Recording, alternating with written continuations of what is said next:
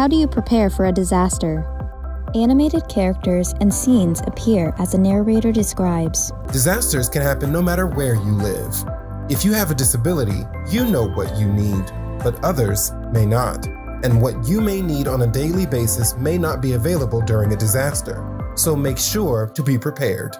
In a disaster, you might need to evacuate or leave to another location, such as an emergency shelter, or you may need to shelter in place by staying at home. Here are some things to keep in mind when a disaster strikes.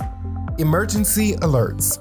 Plan ahead and register for alerts with your local emergency department. Emergency contacts. Have a list of emergency contacts such as your family members, friends, and neighbors in case you need help during a disaster. Also, have contact information for people who you will be staying with if you decide to evacuate. Shelters and sheltering in place.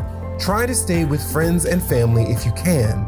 If not, look into accessible shelters. You cannot be turned away at a shelter because of your disability. However, there may be a designated shelter that can better meet your needs. Emergency supply kit. Your kit should include the basics such as a 3-day supply of water and food per person, extra clothing, first aid supplies, important documents, medication, extra batteries, and cash. Caregiving services.